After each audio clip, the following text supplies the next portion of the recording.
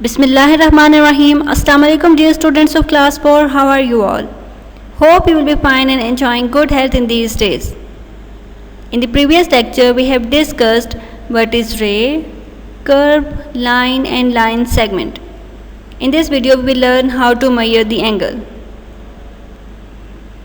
Today our topic is measurement of an angle. The tool used for measuring an angle is protractor. It looks like a D or semicircle. We can read degrees from 0 degree to 180 degree and from 180 degree to 0 degree.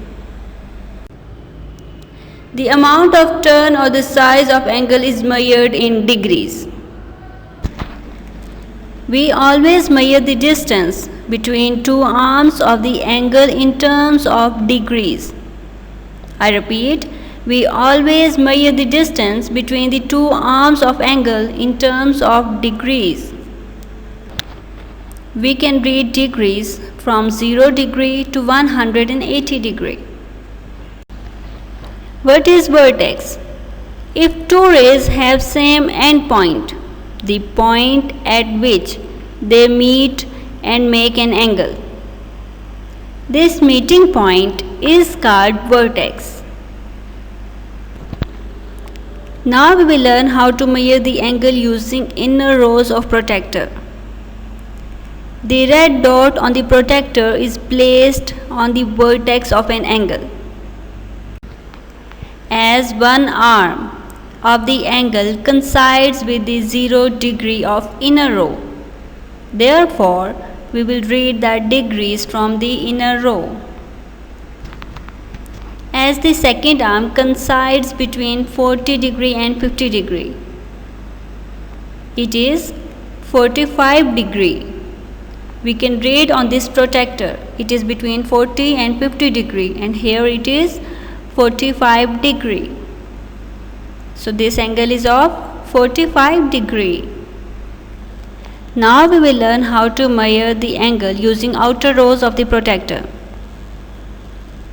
The red dot of the protractor is placed on the vertex of an angle. Since one arm of the angle coincides with the 0 degree of outer row, therefore we will read the degrees from the outer row. The second arm coincides between 40 degree and 50 degree. It is 45 degree. Between 40 and 50 degree there is 45 degree. Second arm coincides at 45 degree. As the one arm of the angle coincides with the 0 degree of inner row, and the second arm coincides with at 120 degree, because we are reading inner row. Inner row there is 120 degree.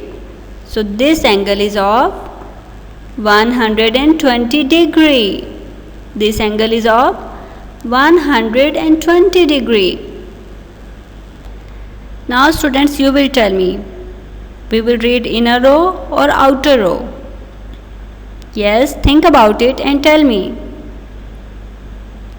As one arm of the angle coincides with 0 degree of outer row, therefore we will read the degrees from outer row. And the second arm is coinciding at 130 degree or 50 degree. We are reading outer row, and 130 degree is the correct answer. This angle is of 130 degree because we are reading outer row. As one arm of the angle coincides with 0 degree of outer row, therefore this angle is of 130 degree. This angle is of 130 degree. Now students, you will tell me which row we will read to measure this angle. Will we read inner row or outer row? as one arm of the angle coincides with 0 degree of inner row. Therefore, we will read the degrees from the inner row. Second arm is coinciding at 100 degree because we are reading inner row. Therefore, yes, this angle is 100 degree. Tell me the correct answer. What is the correct answer? 100 degree because we are reading inner row. As one arm of the angle coincides with 0 degree of inner row or outer row? Outer row. One arm of the angle coincides with 0 degree of outer row. Therefore, we will read this angle from outer row. The second arm is coinciding at 70 degree because we are reading outer row. Therefore, we will read it as 70 degree because we are reading outer row. Therefore, it is of 70 degree. In this video, we have discussed how to read or measure the angle. In the next video, we will learn drawing of an angle. How to draw an angle. Take care of yourselves. Allah Hafiz.